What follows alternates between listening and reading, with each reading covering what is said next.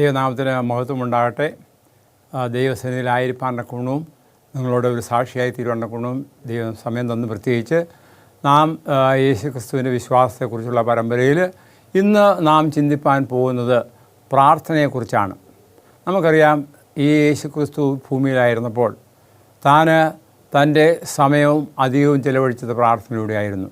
അതിരാവിലെ സമയത്ത് പ്രാർത്ഥിക്കുമായിരുന്നു, വൈകുന്നേരം പ്രാർത്ഥിക്കുമായിരുന്നു.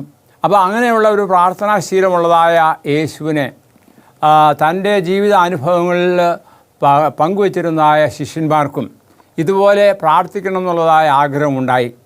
അതുകൊണ്ട് അവർ ആവശ്യപ്പെട്ട പ്രകാരം കർത്താവ് അവരെ പ്രാർത്ഥിക്കാൻ തക്കവണ്ണം പഠിപ്പിച്ചു. അത് വേദപുസ്തകത്തിൽ രേഖപ്പെടുത്തിയിട്ടുണ്ട്. നമുക്ക് വായിപ്പാൻ തക്കവണ്ണം സാധിക്കുന്നത് ലൂക്കോസിൻ്റെ സുവിശേഷം 11-ാമത്തെ അധ്യായത്തിൽ ഉണ്ട്. അതുപോലെ തന്നെ മത്തായിയുടെ സുവിശേഷം 6-ാമത്തെ അധ്യായത്തിലുണ്ട്. 11-ാമത്തെ അധ്യായത്തിൽ 1 മുതൽ ഞാൻ വായിക്കുകയാണ്. ഇപ്രകാരം: താൻ ഒരു സ്ഥലത്ത് പ്രാർത്ഥിച്ചുകൊണ്ടിരുന്നു. തീർന്നപ്പോൾ ശിഷ്യന്മാർ ഒരുത്തിന് അവനോട്, കർത്താവേ, യോഹന്നാൻ തൻ്റെ ശിഷ്യന്മാരെ പഠിപ്പിച്ചതുപോലെ ഞങ്ങളെയും പ്രാർത്ഥിക്കുവാൻ പഠിപ്പിക്കണമേ എന്ന് പറഞ്ഞു. അപ്പോൾ അതുകൊണ്ട് കർത്താവ് അവരോട് പ്രാർത്ഥിക്കുക, ഇവണ്ണം പ്രാർത്ഥിപ്പീനെന്ന് പറയുകയുണ്ടായി. അതേപോലുള്ള അനുഭവം വിശുദ്ധ മത്തായിയുടെ സുവിശേഷത്തിൽ രേഖപ്പെടുത്തിയിട്ടുണ്ട്. നാം വായിക്കുന്നത് 6-ാമത്തെ അധ്യായത്തിലാണ്. മത്തായിയുടെ സുവിശേഷം 6-ാമത്തെ അധ്യായത്തിൽ. അത് 6-ാമത്തെ അധ്യായം തുടങ്ങുന്നത് തന്നെ പല ഉപദേശങ്ങൾ കൊണ്ടാണ്. എന്നാൽ നീയോ പ്രാർത്ഥിക്കുമ്പോൾ അറയിൽ കിടന്ന് വാതിലടച്ച് നിൻ്റെ രഹസ്യത്തിലുള്ള പിതാവിനോട് പ്രാർത്ഥിക്കും എന്നിങ്ങനെയുള്ള പ്രാർത്ഥനയെക്കുറിച്ച് അവരോട് പഠിപ്പിച്ചപ്പോൾ ഇവണ്ണം അവർ നിങ്ങൾ പ്രാർത്ഥിക്കുമ്പോൾ നിങ്ങൾ ജാതികളെപ്പോലെ ജൽപ്പനം ചെയ്യരുത്, ഭാഷണത്താൽ ഉത്തരം കിട്ടുമെന്നല്ലോ അവർ കരുതുന്നത്. പിന്നെ താഴോട്ട് വായിക്കുമ്പോൾ ശിഷ്യന്മാരോട് പറഞ്ഞത്, ഇവണ്ണം നിങ്ങൾ പ്രാർത്ഥിക്കുവിൻ. അപ്പോൾ ഈവണ്ണം പ്രാർത്ഥിക്കുമെന്ന് പറഞ്ഞ്, സ്വർഗസ്വനായ പിതാവേ, നിന്റെ നാമം വിശദീകരിക്കപ്പെടണമേ എന്നിങ്ങനെ താവോട്ട് ഇവിടെ പറയുന്ന കാര്യങ്ങളൊക്കെയും പഠിപ്പിക്കുകയുണ്ടായി. അപ്പോൾ ഇത് പഠിപ്പിച്ചപ്പോൾ അതിനെ നമുക്കൊന്ന് ചിന്തിക്കുക. അതായത് ഒരു യഥാർത്ഥമായൊരു പ്രാർത്ഥനയാണ് കർത്താവ് അവരെ പഠിപ്പിച്ചത്. അതിന് പറയുന്നത് ട്രൂ പ്രയറാണ്. അതുപോലെ തന്നെ എപ്രകാരം പ്രാർത്ഥിക്കണം എന്നുള്ളതിനെക്കുറിച്ച് പഠിപ്പിച്ചു. അതുപോലെ തന്നെ അത് വളരെ ലളിതമായിട്ട് പ്രാർത്ഥിക്കണം. ഇപ്പോൾ ഇതെല്ലാം തീർന്ന അല്ലെങ്കിൽ ശരിയായ പ്രാർത്ഥന, രഹസ്യ പ്രാർത്ഥന, ലളിതമായ പ്രാർത്ഥന, ഇതെല്ലാം ഈ പ്രാർത്ഥനയിൽ ഉൾക്കൊണ്ടിട്ടുണ്ട്. ഒരു ഉദാഹരണം പറഞ്ഞാൽ, അതായത് തൻ്റെ തുടക്കം തന്നെ സ്വർഗസ്ഥനായ എന്താണ് പറയുന്നത്, ഞങ്ങളുടെ പിതാവേ. അതായത് ആരുടെ പിതാവാണ്? സ്വർഗസ്ഥനായ പിതാവ്, നമ്മുടെ പിതാവ്. അപ്പോൾ ആ ഒരു അനുഭവം, അതായത് നാം പ്രാർത്ഥിക്കുമ്പോൾ ഇവണ്ണം പ്രാർത്ഥിപ്പീൻ, സ്വർഗസ്ഥനായ ഞങ്ങളുടെ പിതാവേ, എൻ്റെ പിതാവെന്നോ അല്ലെങ്കിൽ അങ്ങനെ ആ രീതിയിലല്ല, നമ്മുടെ, അതായത് എല്ലാവരെയും ഉൾക്കൊള്ളിച്ചുകൊണ്ട് ഞങ്ങളുടെ പിതാവേ. പിന്നെ ഈ പ്രാർത്ഥനയിൽ ഉൾപ്പെട്ടുന്ന ഏതാനും ചില കാര്യങ്ങളെക്കുറിച്ചാണ് ഞാൻ ചിന്തിപ്പാനൊക്കെ ആഗ്രഹിക്കുന്നത്. ഒന്നാമതായിട്ട്, അതായത് ഈ ആവശ്യങ്ങൾ, അതായത് 7 തരത്തിലുള്ളതായ ആവശ്യങ്ങൾ ഇവിടെ നിരത്തി വയ്ക്കുകയാണ്. ഒന്നാമതായിട്ട് ആവശ്യപ്പെടുന്നത് എന്താണ്? നമുക്ക് വായിക്കാം. നിൻ്റെ നാമം വിശദീകരിക്കപ്പെടണമേ. അതായത് നമ്മുടെ നാമമല്ല, ദൈവത്തിൻ്റെ നാമം. പലപ്പോഴും നാം ചിന്തിക്കുന്നത് നാം എങ്ങനെ മറ്റുള്ള മുമ്പാകെ ഉയർത്തപ്പെടണം എന്നുള്ള ചിന്ത. അതല്ല, ദൈവത്തിൻ്റെ നാമം വിശദീകരിക്കപ്പെടണമേ. പിന്നെ പറയുന്നത് എന്താണ്? നിൻ്റെ വരണമേ. നമുക്കറിയാമല്ലോ, നമ്മളൊക്കെയും പലരും നമ്മുടേതായ രാജ്യം കെട്ടിപ്പടുത്തുവാൻ വേണ്ടി പല ഉദ്യമങ്ങളും ചെയ്യാറുണ്ട്. രാഷ്ട്രീയ തലത്തിലൂടെയും അല്ലെങ്കിൽ മതപരമായിട്ടും ഏതെല്ലാം തരത്തിലും. അതായത് എല്ലാവർക്കും കഴിവും പ്രാപ്തിയും എല്ലാം ഉണ്ട്. അത് കാണിക്കുവാനൊക്കെയുള്ള അക്ഷീണ പ്രയത്നമാണ്. പക്ഷേ അതിലൊന്നും ദൈവം പ്രസാദിക്കുന്നില്ല. ദൈവരാജ്യം വരിക. അതായത് കർത്താവായ യേശുക്രിസ്തു ഈ ഭൂമിയിലായിരുന്നപ്പോൾ ദൈവരാജ്യത്തെക്കുറിച്ചാണ് പ്രസംഗിച്ചത്, മാനസാന്തരപ്പെടുവാൻ പറഞ്ഞത്. അപ്പോൾ അതുപോലെ ദൈവത്തിൻ്റെ രാജ്യം വരണമേ എന്നുള്ളതായിരിക്കണം നമ്മുടെ ആവശ്യം. അതല്ലാതെ ഞാൻ എൻ്റേതായ ഒരു രാജ്യം കെട്ടിപ്പടുക്കുവാൻ തക്കവണ്ണം ഉള്ളൊരു പരിപാടിയല്ല. പിന്നെ നിൻ്റെ ഇഷ്ടം എവിടുത്തെ പോലെ, സ്വർഗത്തിലെ പോലെ ഈ ഭൂമിയിലും ആകണമേ. ദൈവത്തിൻ്റെ ഇഷ്ടമാണ്, നമ്മുടെ ഇഷ്ടമല്ല. നമ്മുടെ ഇഷ്ടം പലതാണ്, അത് പല വഴികളിലൂടെ പോകും. ഓരോരുത്തർക്കും അവരുടേതായ ഇഷ്ടങ്ങളുണ്ട്, അനിഷ്ടങ്ങളുണ്ട്. പക്ഷേ ദൈവത്തിൻ്റെ ഇഷ്ടം വേറെ വ്യത്യാസമാണ്. ദൈവത്തിൻ്റെ ഇഷ്ടം എന്താണെന്നുള്ളത് കണ്ടുപിടിപ്പാൻ്റെ കൊണ്ടാണ് ദൈവത്തിൻ്റെ വചനം തന്നിരിക്കുന്നത്. അത് വായിക്കുകയും മനസ്സിലാക്കുകയും ചെയ്യുമ്പോൾ ദൈവത്തിൻ്റെ ഇഷ്ടം നിറവേറും. അപ്പോൾ ദൈവത്തിൻ്റെ ഇഷ്ടം നിറവേറണമേ, അല്ല നമ്മുടെ ഇഷ്ടമല്ല. പലപ്പോഴും നമ്മോട് അല്ലെങ്കിൽ വ്യക്തിപരമായി നാം ചിന്തിക്കുകയാണെങ്കിൽ എൻ്റെ ഇഷ്ടം, നമ്മുടെ ഇഷ്ടം അത് നിറവേണം. എൻ്റെന്ന് ഞാൻ പറയുമ്പോഴത്തേക്ക് അതിനത് വേറെ ഉണ്ട്. എൻ്റേതുണ്ട്, എൻ്റെ കുടുംബത്തിൻ്റെ ഉണ്ട്, മക്കളുടെ ഉണ്ട്, ഭാര്യമാരുടെ ഉണ്ട്, ഇതെല്ലാം കൂടെ കൂട്ടിക്കലങ്ങുകയാണ്. പക്ഷേ ദൈവത്തിൻ്റെ ഇഷ്ടം ചെയ്യാൻ തക്കൊണ്ടാണ് കർത്താവായ യേശുക്രിസ്തു ഈ ഭൂമിയിൽ വന്നത്. താൻ ഈ ഭൂമിയിലായിരുന്നപ്പോൾ പിതാവേ നിൻ്റെ ഇഷ്ടം ചെയ്യുന്നു, എന്നെ അയച്ചവൻ്റെ ഇഷ്ടം ചെയ്യുക. അപ്പോൾ ഇതെല്ലാം തൻ്റെ പ്രവർത്തന ശൈലിയിൽ രീതിയിലുണ്ടായിരുന്നു. അപ്പോൾ ദൈവത്തിൻ്റെ ഇഷ്ടം നിറവേറുക, അതാണ് നമ്മൾ പ്രാർത്ഥിക്കേണ്ടത്. അല്ലാതെ എൻ്റെ ഇഷ്ടമല്ല. നമ്മുടെ ഇഷ്ടം അതിന് പറയുന്ന വേരിയാണ്, അത് പലതരത്തിൽ പോകും. ചിലർക്ക് അതാണ്, ഇതാണ്, മറ്റതാണ്, മറിച്ചാണ്. പക്ഷേ ഈ ഭൂമുഖത്ത് കാണുന്നതായ എല്ലാ സൗഭാഗ്യങ്ങളും ഇവിടം കൊണ്ട് അവസാനിക്കും. അതുകൊണ്ട് ദൈവത്തിൻ്റെ ഇഷ്ടം, ദൈവരാജ്യം വരണം, ദൈവത്തിൻ്റെ ഇഷ്ടം നിറവേറണമേ. പിന്നീട് പറയുന്നതാണ്, അതായത് നിൻ്റെ ഇഷ്ടം സ്വർഗത്തിലെ പോലെ ഭൂമിയിലും ആകണം.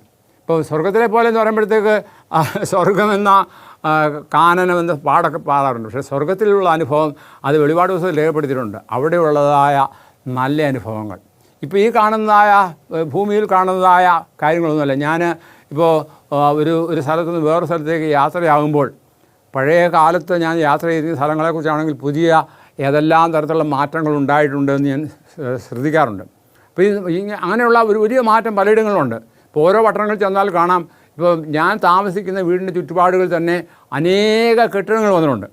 ഇതെല്ലാം ഓരോരുത്തരുടെ പണക്കൊഴുപ്പ് കാണിക്കുവാൻ വേണ്ടിയല്ല, അവർക്കുള്ളതായ ധനത്തിൻ്റെ ആ പ്രൗഢി കാണിക്കാൻ വേണ്ടിയുള്ള നിർമ്മാണമാണ്. പക്ഷേ അതൊന്നും ദൈവരാജ്യത്തിൻ്റെ. ദൈവരാജ്യത്തിൽ എന്ന് പറയുമ്പോഴത്തേക്ക് അത് വെളിപാട് പുസ്തകത്തിൽ പറയുന്നുണ്ട്, അവിടെ ഒരു നല്ലൊരു ദേശമാണ്. ആ ദേശം ദുഃഖമില്ല, മരണമില്ല. അപ്പോൾ അങ്ങനെയുള്ളൊരു രാജ്യം സ്ഥാപിക്കപ്പെടുക എന്നൊക്കെ വേണം ആണ് നാം ആഗ്രഹിക്കേണ്ടത്. പിന്നെ നമ്മുടെ എന്നുമുള്ള ആവശ്യമാണ് ആഹാരം. അത് ഇവിടെ പറയുന്നത് എന്താണ്? ഞങ്ങൾക്ക് ആവശ്യമുള്ള ആഹാരം എന്ന് പറയണമെന്നാണ്, ഇന്ന് തരണമേ. അപ്പോൾ നാളത്തേക്കും അടുത്ത ആഴ്ചത്തേക്കും ഒരു മാസത്തേക്കുള്ള കാര്യമാണ്. നമ്മൾ പലപ്പോഴും മാനുഷികമായ ചിന്തകളാൽ പല കാര്യങ്ങളും നമ്മൾ ചെയ്യാറുണ്ട്. പക്ഷേ കർത്താവ് പറയുണ്ടായി, ആകാശത്തിലെ പറവകളെ നോക്കുവിൻ, അവ വിതയ്ക്കുന്നില്ല, കൊയ്യുന്നില്ല, എന്നാൽ ദൈവം അവയ്ക്ക് വേണ്ട കാര്യങ്ങളെല്ലാം കരുതുന്നു. കാര്യം ശരിയാണ്. നമ്മൾ ഭക്ഷണ വസ്തുക്കൾ സൂക്ഷിച്ച് വെക്കണം, പ്രിസർവേഷൻ ചെയ്യണം. അത് ഇപ്പം നമുക്ക് ജോസഫിൻ്റെ ജീവിതാനുഭവത്തിലൂടെ കാണുവാനൊക്കെ കൊണ്ട് സാധിക്കും. ജോസഫ് ഫറവോൻ്റെ രാജ്യത്തായിരുന്നപ്പോൾ ഫറവോൻ കണ്ടതായ സ്വപ്നം പ്രകാരം 7 വർഷത്തെ സുഭിക്ഷവും 7 വർഷത്തെ ക്ഷാമവും ഉണ്ടെന്നാണ് പറഞ്ഞത്. അപ്പോൾ അത് മനസ്സിലാക്കി എന്ത് ചെയ്യണം എന്ന് ജോസഫിനോട് ചോദിക്കുമ്പോൾ ജോസഫ് ചില നിർദ്ദേശങ്ങൾ കൊടുക്കുകയാണ്. അപ്പോൾ അതുകൊണ്ട് അങ്ങനെയുള്ള നിർദ്ദേശങ്ങൾ വന്നപ്പോൾ ജോസഫിനെ തന്നെ പ്രധാനമന്ത്രിയായിട്ട് തീർക്കുവാനൊക്കെ ഇടയായിത്തീരുന്നു. അതിനുവേണ്ടി ജോസഫ് ചില നടപടികൾ ചെയ്തു. അത് ഇന്നും നിലവാരത്തിലുണ്ട്. എന്താണെന്ന് അറിയാമോ? നമുക്കറിയാം, നമ്മൾ പോകുമ്പോൾ ചില സ്ഥലങ്ങളിലൂടെയൊക്കെ പോകുമ്പോഴത്തേക്ക് വെയർ ഹൗസസ് ഉണ്ട്. അവിടെ എന്താണ് സൂക്ഷിക്കുന്നത്? അനേക വർഷങ്ങൾക്കല്ല അനേക മാസങ്ങളിലേക്കുള്ളതായ ധാന്യം സൂക്ഷിച്ചിരിക്കുകയാണ്. പുതിയ പുതിയ സ്ഥലത്തുകളിൽ പോകുമ്പോഴൊക്കെ അവിടെ കാണാം വെയർ ഹൗസസ്. അവിടേക്ക് പോകുന്നതിന് ട്രെയിൻ സൗകര്യം വെച്ചിട്ടുണ്ട്. കാരണം ഗോഡൗണിൽ ഭക്ഷ്യവസ്തുക്കൾ സൂക്ഷിക്കുക, അത് ക്ഷാമം വന്നാലും അല്ലെങ്കിൽ പ്രയാസം വന്നാലും ജനത്തെ പോറ്റി പുലർത്തുന്നതിന് വേണ്ടിയുള്ള ഒരു ഉപാധിയാണ്. അത് ഒരു കണക്കിന് പറഞ്ഞാൽ ജോസഫ് കണ്ടുപിടിച്ച അല്ലെങ്കിൽ ജോസഫ് അന്ന് നടത്തിയതായ ഒരു കാര്യമാണ്. അപ്പോൾ അതുപോലെ നാം എന്ത് ചെയ്യണം? നമ്മുടെ അന്നത്തെ അപ്പത്തിന് വേണ്ടി ദൈവത്തോട് പ്രാർത്ഥിക്കുക. ഇനി അടുത്തൊരു വേദമായിട്ടൊരു ഉദാഹരണമുണ്ട്. ദൈവം മന്ന കൊടുത്തായ സമയത്ത് എന്ത് സംഭവിച്ചു? മന്ന കൊടുത്തായ സമയത്ത് അന്നത്തേക്കുള്ളത് കൊടുക്കുകയാണ് ചെയ്തത്. അവരോട് പറഞ്ഞു, നിങ്ങൾ പോയി പെറുക്കുക, ഒരു പറ ഒരാൾക്ക് വെച്ച്. എന്നാൽ ചിലരെന്ത് ചെയ്തു? അവർ വിചാരിച്ചു കുറേ അങ്ങ് വാരിക്കൂട്ടാം എന്ന് കരുതി. ഒത്തിരി അത് സാമർഥ്യമുള്ളവരുണ്ടല്ലോ, അവർ ചെന്ന് കുറേ വാരിക്കൂട്ടി. പക്ഷേ അളന്നപ്പോൾ ഒരാൾക്ക് അത് ഇത്ര കൂമ്പാരമായിരുന്നാലും ചെറിയ കൂമ്പാരമായിരുന്നാലും അളക്കുമ്പോൾ ആ വീട്ടിലുള്ള ആവശ്യമുള്ളവർക്ക് മാത്രമാണ് ലഭിച്ചത്. അപ്പോൾ അവർ 6 ദിവസത്തേക്ക് അതുപോലെ പെറുക്കി 7-ാം ദിവസത്തേക്ക് വേണ്ടി ഒരു 6-ാം ദിവസം ഇരട്ടി പെറുക്കാൻ തക്കവണ്ണം ദൈവം ആവശ്യപ്പെട്ടു. അത് അന്നത്തെ അപ്പം കൊടുക്കുവാൻ തക്കവണ്ണമാണ് ദൈവം ആഗ്രഹിക്കുന്നത്. അതാണ് നമ്മൾ പ്രാർത്ഥിക്കേണ്ടത്. അന്നത്തെ അപ്പം തരണമേ. പിന്നീട് താൻ പ്രാർത്ഥിക്കുന്നത് എന്താണ്? ഞങ്ങൾക്ക് ആവശ്യമുള്ള ആഹാരം ഇന്ന് നൽകണമേ. പിന്നെ ഞങ്ങളുടെ കടക്കാരോട് ഞങ്ങൾ ക്ഷമിച്ചിരിക്കുന്നത് പോലെ ഞങ്ങളുടെ കടങ്ങളെ ഞങ്ങളോട് ക്ഷമിക്കണമേ. നമ്മുടെ കടക്കാരാരാണ്? കർത്താവിന് പല ഉപമകൾ പറഞ്ഞിട്ടുണ്ട് അതിനെക്കുറിച്ച്. നമ്മുടെ കടക്കാർ അനേകരുണ്ട്. എന്നാൽ നാം എന്ത് ചെയ്യണം? നമ്മുടെ കടങ്ങൾ അവരോട് ക്ഷമിക്കണം.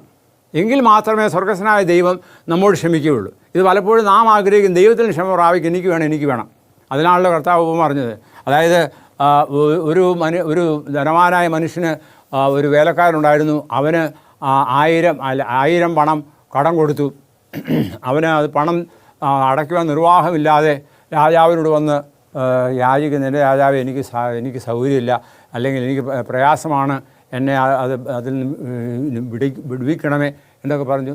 രാജാവിന് ദയ തോന്നി അവനെ വിടുവിച്ചു. പക്ഷേ ആ വ്യക്തി അങ്ങോട്ട് പോകുന്ന വഴിയിൽ തനിക്ക് കടംപെട്ടതായത് ഇത് 1000 രൂപയാണെങ്കിൽ ഇത് വെറും 50 രൂപയുടെ കാര്യമുള്ളൂ. ആ മനുഷ്യന് കടം വാങ്ങിച്ചത് കൊടുത്തില്ല എന്ന് പറഞ്ഞുകൊണ്ട് അവൻ്റെ കൊങ്ങായിക്ക് പിടിക്കുകയും അവനോട് അത് ഈടാക്കുവാനൊക്കെ പരിശ്രമിക്കുകയും ചെയ്യുന്നു. അപ്പോൾ അത് മറ്റുള്ളവർ കണ്ടിട്ട് അത് രാജാവിന് ധനവാനോട് വിളിച്ച് പറയുന്നു. അപ്പോൾ ധനവാൻ എന്ത് ചെയ്തു? അവനെ വിളിച്ച് നീ നിൻ്റെ പണം കടം കൊടുക്കുന്നവരെ നീ നിന്നെ ജയിലിലടയ്ക്കും. അപ്പോൾ അങ്ങനെയുള്ളൊരു സന്ദർഭം ഉണ്ടാക്കരുത്. അതായത് നാം നമ്മുടെ പാപങ്ങളെ ക്ഷമിക്കുന്നത് പോലെ മാത്രമേ ദൈവം നമ്മോട് ക്ഷമിക്കുകയുള്ളൂ. പിന്നീട് പറയുന്നത് എന്താണ്? ഞങ്ങളെ പരീക്ഷയിൽ കടത്താതെ ദുഷ്ടങ്ങളിൽ നിന്നും വിടുവിക്കണമേ. നമുക്കറിയാം ഈ ഭൂമിയിൽ പരീക്ഷകൻ പിശാച് വളരെ ശക്തിയായിട്ട് പ്രവർത്തിക്കുകയാണ്. എങ്ങനെയാണ്? അതായത് ബൈബിൾ പറയുന്നത് അലർന്ന സിംഹം പോലെയാണ്. കാരണം അവനതിന് സമയമില്ലാന്നറിയാം. അതുകൊണ്ട് ഏതെല്ലാം തരത്തിൽ നമ്മെ വീഴിക്കുവാനൊക്കെ പരിശ്രമിക്കുന്നുണ്ട്. എന്നാൽ ഈ വീഴ്ചകൾ വീഴാതിരിക്കാനൊക്കെ നാം ദൈവത്തോട് എന്ത് ചെയ്യണം? പ്രാർത്ഥിക്കണം. അതല്ലാതെ ഈ ബാധയൊന്നും ഒഴിഞ്ഞു പോവുകയില്ല. കർത്താവ് പറഞ്ഞു ഉപവസിക്കുകയും പ്രാർത്ഥിക്കുകയും ചെയ്യാതെ ഈ ബാധകളൊന്നും ഇന്ന് മാറുകയില്ല. അതുകൊണ്ട് നാം ഉപവസിക്കുകയും പ്രാർത്ഥിക്കുകയും ചെയ്യണം. പ്രാർത്ഥിക്കുക എന്താണ്? ഞങ്ങളുടെ കടക്കാരോട് ഞങ്ങളെ പിതാവ് ഉപവസിക്കും അവിടെ പറയുന്നത് കടക്കാരോട് ക്ഷമിക്കണമേ, പിന്നെ ഞങ്ങളുടെ കടങ്ങളെ പാവങ്ങളെ ക്ഷമിക്കണം, ഞങ്ങളെ പരീക്ഷയിൽ കടത്താതെ ദുഷ്ടങ്ങളിൽ നിന്ന് ഞങ്ങളെ വിടുവിക്കണമേ. എന്തുകൊണ്ടെന്നാൽ രാജ്യവും ശക്തിയും മഹത്വവും ആർക്കുള്ളതാണ്? ദൈവത്തിനുള്ളതാണ്. അപ്പോൾ ആ ഒരു പ്രാർത്ഥന, അതായത് ദൈവത്തിൻ്റെ പ്രാർത്ഥന ഈ ഒരു മാതൃകയാണ്, മാതൃക പ്രാർത്ഥനയാണ്. വളരെ സിമ്പിളാണ്, വളരെ ലളിതമാണ്. അത് നമ്മൾ പ്രാർത്ഥിക്കണം. ആ പ്രാർത്ഥിക്കുമ്പോൾ കണിശമായിട്ട് എന്താണ്? ദൈവം കേൾക്കും, നമ്മെ നമ്മുടെ പാപങ്ങൾ വിടുവിക്കും, ആ ദൈവരാജ്യത്തിന് ഓഹരിക്കാരായി തീർക്കും. അതുപോലെ പരീക്ഷകൾ നമ്മൾ വിടുകയില്ല. ഇത് നമ്മുടെ ഒരു ജീവിത അനുഭവമായിരിക്കണം. വീണ്ടും ലൂക്കോസിന് സുവിശേഷം പ്രാർത്ഥനയുടെ പ്രാധാന്യത്തെക്കുറിച്ച് ഉള്ളത് ചിന്തിക്കാം. 11-ാമത്തെ അധ്യായത്തിൽ ലൂക്കോസ് 11:5 മുതലുള്ള വാക്യങ്ങൾ. ഇവിടെ പറയുന്നത് എന്നെ പ്രയാസപ്പെടുത്തരുത്. അതായത് ഒരു മനുഷ്യൻ തൻ്റെ ചില ആവശ്യങ്ങളുമായിട്ട് കടന്നു വരുന്ന കാര്യത്തെക്കുറിച്ച് ഇവിടെ പറയുന്നത്. അതായത് 5 മുതൽ വായിക്കുകയാണ്. ഒരു മനുഷ്യന് വീട്ടിൽ ചില ആവശ്യങ്ങളുണ്ടായിരുന്നു. അത് പ്രാപിക്കുവാൻ വേണ്ടി തൻ്റെ കൂട്ടുകാരൻ്റെ അടുത്ത് വരുന്നു എന്ന് പറയുകയാണ്. എന്താണ് പറയുന്നത്? പിന്നെ അവൻ അവരോട് പറഞ്ഞത്, നിങ്ങളിൽ ആർക്കെങ്കിലും ഒരു സ്നേഹിതൻ ഉണ്ടെന്നിരിക്കട്ടെ, അവൻ അർദ്ധരാത്രിയിൽ അവൻ്റെ അടുക്കൽ വന്ന്, സ്നേഹിത എനിക്ക് 3 അപ്പം വായ്പ തരണം, എൻ്റെ ഒരു സ്നേഹിതൻ വഴിയാത്രയിൽ എൻ്റെ അടുക്കൽ വന്നിരിക്കുന്നു, അവന് കൊടുക്കുവാന്നൊക്കെ വേണം. അപ്പോൾ അത് നാം എന്ത് ചെയ്യുന്നു? അത് നമ്മൾ കൊടുക്കുന്നു. അപ്പോൾ അത് അങ്ങനെ ഉള്ള ഒരു സ്നേഹബന്ധം നമുക്കുണ്ടാകണം. അതായത് അവൻ സ്നേഹം യാചിക്കുവിൻ എന്നാൽ നിങ്ങൾക്ക് കിട്ടും, അന്വേഷിപ്പീൻ കണ്ടെത്തും, മുട്ടുവിൻ തുറക്കപ്പെടും. ഇത് കർത്താവ് പറഞ്ഞ കാര്യമാണ്. അതുകൊണ്ട് നമ്മൾ എന്ത് ചെയ്യണം? യാചിക്കണം, നമ്മൾ അന്വേഷിക്കണം, അതുപോലെ തന്നെ നമ്മൾ മുട്ടുകയും ചെയ്യണം. ഇത് ഈ പ്രാർത്ഥനയുടെ ഒരു ഭാഗമായിട്ട് വേണമെങ്കിൽ ചിന്തിക്കാം. കാരണം ദൈവം യേശുക്രിസ്തു, നമ്മുടെ രക്ഷിതാവായ യേശുക്രിസ്തു നമ്മോട് പഠിപ്പിച്ചിരിക്കുന്നതാണ്. അതുകൊണ്ട് ആ ഒരു ജീവിതാനുഭവം ഉണ്ടാകണം. ഇനി പ്രത്യേകിച്ച് കർത്താവ് പറഞ്ഞതായ ഉപമയിൽ പല ഉപമകൾ പറഞ്ഞു. അതിലൊന്ന് ലൂക്കോസിന് സുവിശേഷം 18-ാമത്തെ അധ്യായത്തിലാണ് ഉള്ളത്. അവിടെ ഒരു വിധവയെക്കുറിച്ച് പറയുകയാണ്. ആ വിധവ എന്ത് ചെയ്തു? 18-1 മുതൽ വായിക്കുകയാണ്. ആൻഡ് ഈ മടുത്തു പോകാതെ എപ്പോഴും പ്രാർത്ഥിക്കണം എന്നുള്ളത് അതായത് മടുത്തു പോകാതെ എപ്പോഴും പ്രാർത്ഥിക്കുക. ഒരു ദൈവത്തെ ഭയവും മനുഷ്യരെ ശങ്കയുമില്ലാത്ത ഒരു ന്യായാധിപനൊരു പട്ടണത്തിലുണ്ടായിരുന്നു. ആ പട്ടണത്തിൽ ഒരു വിധവ ഉണ്ടായിരുന്നു. അവർ എന്ന് തൻ്റെ ആവശ്യങ്ങൾ പലപ്പോഴും ചോദിച്ചു, പക്ഷേ കൊടുത്തില്ല. എന്നിരുന്നാലും ആ സ്ത്രീ എന്ത് ചെയ്തു? തന്നെ ബുദ്ധിമുട്ടിച്ചു. എങ്കിലും ആ വിധവ അസഹ്യമാക്കിക്കൊണ്ട് ഞാൻ അവളെ പ്രതിക്രിയ നടത്തി രക്ഷിക്കും, അല്ലെങ്കിൽ അവൾ ഒടുവിൽ വന്ന് മുഖത്തടിക്കുമെന്ന് ഉള്ളുകൊണ്ട് പറഞ്ഞു. അപ്പോൾ അതുകൊണ്ട് ഈ അനീതിയുള്ള ന്യായാധിപൻ ഇങ്ങനെ ചെയ്യുന്നുവെങ്കിൽ കണിശമായിട്ടും ദൈവം എങ്ങനെയുള്ളവനാണ്? ദൈവം നമ്മുടെ കാര്യങ്ങളൊക്കെയും ചെയ്തു തരും. അതുകൊണ്ട് നമ്മൾ പോയി ബുദ്ധിമുട്ടിക്കണമെന്നല്ല, ദൈവത്തോട് നമ്മൾ മുട്ടിപ്പായിട്ട് പ്രാർത്ഥിക്കുമ്പോൾ ദൈവം നമുക്ക് ഉത്തരം തരും. ചിലപ്പോൾ പ്രാർത്ഥനയുടെ കാര്യത്തെക്കുറിച്ച് 3 കാര്യങ്ങൾ നമ്മൾ ഓർത്തിരിക്കുന്നു. അത് 3 ആൻസേഴ്സ് ഉണ്ട്. ഒന്ന്, ചിലപ്പോൾ നമുക്ക് ഇമ്മീഡിയറ്റ് ആയിട്ട് തന്നിരിക്കും, ചിലപ്പോൾ നമുക്ക് ആൻസറില്ല, മറുപടിയില്ല, ചിലപ്പോൾ നമുക്കത് ഡിലേ ആയിട്ട്, അതായത് താമസിച്ച് തരും. അതായാലും ദൈവം നമ്മുടെ പ്രാർത്ഥന കേൾക്കും, അതിന് വഴിയുണ്ട്. പക്ഷേ നാം ആവശ്യമില്ല, അതായത് സ്വന്തം താല്പര്യങ്ങൾക്ക് വേണ്ടി, സ്വന്തം ജഡീയമായ ആവശ്യങ്ങൾക്ക് വേണ്ടി, അല്ലെങ്കിൽ ഭൗമികമായ താല്പര്യങ്ങൾക്ക് വേണ്ടി നാം ആവശ്യപ്പെട്ടാൽ ചിലപ്പോൾ തന്നില്ല എന്നിരിക്കും. പക്ഷെങ്കിൽ നാം ദൈവത്തോട് ആവശ്യപ്പെടുന്ന കാര്യങ്ങളൊക്കെയും ദൈവം തരും എന്നുള്ളതിന് ഉറപ്പുണ്ട്. അതുപോലെ തന്നെ നാം മറ്റുള്ളവരോട് നാം ക്ഷമിക്കണം, എങ്കിൽ മാത്രമേ നമ്മുടെ കടങ്ങൾ പൊറുക്കപ്പെടുകയുള്ളൂ. ആയതുപോലെ തന്നെ നമുക്ക് ഒരിക്കലും സംശയം ഉണ്ടാകരുത്, ദൈവം തരും ഇന്നല്ലെങ്കിൽ നാളെ. അതുകൊണ്ട് ആ ഒരു ആശ്വാസം, ആ ഒരു വിശ്വാസത്തിൽ നമ്മുടെ ജീവിതം മുൻപോട്ട് പോവുക. പിന്നെ സ്വാർത്ഥതയ്ക്ക് വേണ്ടി ഇതിപ്പോൾ പല കണ്ടീഷൻസ് ഉണ്ട് പ്രാർത്ഥനയിൽ. അപ്പോൾ ഈ ചില കണ്ടീഷൻ എന്ന് പറഞ്ഞാൽ നാം പലപ്പോഴും ആഗ്രഹിക്കുന്നത് എനിക്ക് അങ്ങനെ വേണം ഇങ്ങനെ വേണം, അതായത് സ്വാർത്ഥപരമായി നാം ആവശ്യപ്പെടുകയാണെങ്കിൽ ദൈവം തരികയില്ല. പിന്നെ അന്യായമായി നമ്മൾ ആവശ്യപ്പെടുകയാണെങ്കിൽ ദൈവം തരികയില്ല. അതുപോലെ തന്നെ നാം മറ്റുള്ളവൻ്റെ ദോഷത്തിനായിട്ട് നാം ചിന്തിക്കുകയാണെങ്കിൽ തരികയില്ല. ഇതൊക്കെ ചില കണ്ടീഷൻസ് ഉണ്ട് ദൈവം തരുന്നത്. പക്ഷേ ദൈവം നമ്മുടെ പ്രാർത്ഥന കേൾക്കും. അങ്ങനെയുള്ള അനുഭവങ്ങൾ പലതുണ്ട്. കണിശമായിട്ടും ഈ അനുഭവമുള്ളതൊക്കെയും നമുക്ക് പാഠങ്ങളാണ്. ഇപ്പോൾ ഇവിടെ ബൈബിളിൽ ഒരു കഥ പറയുന്നുണ്ട്. ഒരു പരീശനും ചുങ്കക്കാരനും ദൈവസന്നിധിയിൽ പ്രാർത്ഥിപ്പാൻ പോയി. അത് ലൂക്കോസിൻ്റെ സുവിശേഷം 18-ാമത്തെ അധ്യായത്തിലാണ് അവിടെ പറയുന്നത്. മടുത്തു പോകാതെ എപ്പോഴും പ്രാർത്ഥിക്കണം എന്നുള്ളത് അവൻ അവരോട് ഉപമ പറഞ്ഞത് ഞാൻ വായിച്ചു. അതുപോലെ തന്നെ താഴോട്ട് പറയുമ്പോൾ, അതായത് ഒരു പരീശനും ചുങ്കക്കാരനും ഉണ്ടായിരുന്നു. അവർ പ്രാർത്ഥിപ്പാൻ്റെ കൊണ്ട് ദൈവസന്നിധിയിൽ പോയി. 18-ാമത്തെ അധ്യായത്തിൽ തന്നെയാണ് വാക്യം, ഞാൻ പ്രത്യേകിച്ച് എടുത്തു പറയുന്നില്ല. ഇവിടെ പറയുന്നത്, താങ്കൾ നീതിമാന്മാർ ധരിച്ച് എന്ത് ചെയ്യുന്നു, പ്രാർത്ഥിക്കാൻ ദേവാലയത്തിൽ പോയി. ഒരുത്തൻ പരീശനായിരുന്നു, മറ്റവൻ ചുങ്കക്കാരനായിരുന്നു. ഇത് 18-ാമത്തെ അധ്യായത്തിൽ 9 മുതൽ താഴോട്ട് വായിക്കുകയാണ്. പരീശൻ നിന്നുകൊണ്ട് തന്നോട് തന്നെ ദൈവത്തോട് പറയുകയാണ്, ഇടിച്ചു പറയുകാരൻ, നീതി കെട്ടവൻ, വ്യഭിചാരികൾ മുതലായ ശേഷം മനുഷ്യരെ പോലെയല്ല, ഈ നിൽക്കുന്ന ചുങ്കക്കാരനെ പോലെയുമല്ല ഞാൻ അല്ലാതെ നടക്കുന്നു എന്ന് പ്രാർത്ഥിക്കണം. എന്നാൽ താൻ ചെയ്ത കാര്യങ്ങളെക്കുറിച്ച് ആഴ്ചയിൽ 2 വട്ടം ഉപവസിക്കുന്നു, നേടുന്നതിലൊക്കെയും പതാരം കൊടുക്കുന്നു എന്നിങ്ങനെ പ്രാർത്ഥിച്ചു. എന്നാൽ ചുങ്കക്കാരനോ ദൂരത്ത് നിന്നുകൊണ്ട്, അതായത് ദൈവസന്നിധിയിൽ നീതി എന്ന് പറഞ്ഞാൽ ചുങ്കക്കാരനോ ദൂരത്ത് നിന്നുകൊണ്ട് സ്വർഗത്തേക്ക് നോക്കുവാൻ പോലും തുനിയാതെ മാറത്തടിച്ച്, ദൈവമേ പാപിയായ എന്നോട് കൃപയുണ്ടാകണമേ എന്ന് പറഞ്ഞു. അപ്പോൾ ഈ ഒരു കാര്യത്തെക്കുറിച്ച് പറയുന്നത്, ഈ ഒരു കാര്യം, അതായത് ദൈവമേ, അതായത് താൻ പറഞ്ഞതായ കാര്യത്തെക്കുറിച്ച് ഇവിടെ പറയുന്നത്, ചുരുക്കമാണെങ്കിലും തൻ്റെ പ്രാർത്ഥന ദൈവം കേട്ടു. അവൻ ആ മാനസാന്തരത്തിന് ഫലമുണ്ടായി പോയി. നല്ല മറ്റവനോ ദൈവസന്നിധിയിൽ തന്നെത്താൻ പുകഴ്ത്തി ഉയർത്തി എത്രയോ വലിയ മാന്യമായ രീതിയിൽ പറഞ്ഞു. പക്ഷേ ഇവിടെ പറയുന്നത്, ചുങ്കക്കാരനോ ദൂരത്ത് നിന്നുകൊണ്ട് സ്വർഗത്തേക്ക് നോക്കുവാൻ പോലും തുനിയാതെ, ദൈവമേ പാപിയായ എന്നോട് കരുണയുണ്ടാകണമേ എന്ന് പറഞ്ഞു. അത് താഴോട്ട് പറയുന്നത്, അവൻ നീതീകരിക്കപ്പെട്ടവനായി വീട്ടിലേക്ക് പോയി. മറ്റവൻ അങ്ങനെയല്ല, തന്നെത്താൻ ഉയർത്തുന്നവനെല്ലാം താഴ്ത്തപ്പെടും, തന്നെത്താൻ താഴ്ത്തുന്നതെല്ലാം ഉയർത്തപ്പെടും നിങ്ങളോട് പറയുന്നു. അപ്പോൾ ഈ പ്രാർത്ഥനയുടെ അനുഭവം പറയുമ്പോൾ ഇതൊരു മാതൃകയാണ്. എന്താണെന്ന് അറിയാമോ? നാം നമ്മെക്കുറിച്ച് പുകഴ്ത്തുവാനോ നമ്മെക്കുറിച്ച് നാം ചെയ്യുന്ന കാര്യങ്ങൾക്ക് പ്രകീർത്തിക്കുവാനല്ല പോകേണ്ടത്. നമ്മുടെ പാപം നിറഞ്ഞ അവസ്ഥ, എൻ്റെ ദൈവമേ എനിക്ക് യോഗ്യതയില്ല, അയോഗ്യനായ എന്നോട് കരുണ കാണിക്കണമേ എന്ന് പറഞ്ഞതായ ആ മനുഷ്യൻ്റെ പ്രാർത്ഥന ദൈവം കേട്ടു. അവൻ സന്തോഷത്തോടു കൂടി പോയി എന്ന് നമ്മൾ വായിക്കുന്നു. ആയതുകൊണ്ട് നാം പ്രാർത്ഥിക്കുമ്പോൾ കണിശമായിട്ടും ദൈവത്തോട് നമ്മുടെ യാതനകളെ ജെന്യുവനായിട്ട്, അതായത് മനഃപൂർവ്വമായിട്ട്, പിന്നെ മുട്ടിപ്പായിട്ട് പ്രാർത്ഥിക്കുമ്പോൾ ദൈവം നമ്മുടെ പ്രാർത്ഥന കേൾക്കും, ദൈവം നമ്മുടെ ഉത്തരം തരും. അതിൻ്റെ അനുഭവങ്ങൾ പലതുണ്ട് ഈ വേദപുസ്തകത്തിൽ തന്നെയും. അപ്പോൾ അതുകൊണ്ട് പ്രാർത്ഥിക്കുക. പിന്നെ പ്രാർത്ഥിക്കുമ്പോൾ നാം എങ്ങനെ ചെയ്യണം എന്നുള്ളതിനെക്കുറിച്ച് വിശുദ്ധ മത്തായിയുടെ സുവിശേഷത്തിൽ 7-ാമത്തെ അധ്യായത്തിൽ അനേക നല്ല കാര്യങ്ങൾ പറഞ്ഞിട്ടുണ്ട്. അതുകൊണ്ട് നമുക്ക് ചിന്തിക്കാം. അതായത് ഇവിടെ പറയുന്നത്, നിങ്ങൾ വിധിക്കപ്പെടേണ്ടത് വിധിക്കരുത്, നിങ്ങൾ വിധിക്കുന്ന വിധിയാൽ നിങ്ങൾക്ക് കിട്ടും. അതുകൊണ്ട് സ്വന്തം കണ്ണിലെ കോൽ ഓർക്കാതെ സഹോദര കണ്ണിലെ കരടെടുക്കുന്നത്. അതുകൊണ്ട് അങ്ങനെയുള്ള ചില നടപടികളൊന്നും പാടില്ല. പിന്നെയോ എന്താണ്, നാം ദൈവസന്നിധിയിൽ നമ്മെ തന്നെ താഴ്ത്തി നമ്മുടെ ആവശ്യങ്ങളെ ദൈവത്തോട് പറയുക തരവേണ്ടത്. അതായത് 6-ാമത്തെ അധ്യായത്തിൽ നാം പ്രാർത്ഥിക്കുന്നതിനെക്കുറിച്ച് ചില നിബന്ധനകൾ കർത്താവ് കൊടുത്തിട്ടുണ്ട്. അതായത് വെൻ യു പ്രേ, പ്രാർത്ഥിക്കുമ്പോൾ നിങ്ങൾ ഇങ്ങനെ ചെയ്യും. നിങ്ങൾ പ്രാർത്ഥിക്കുമ്പോൾ കപടഭക്തിക്കാരെ പോലെ ആകുവാൻ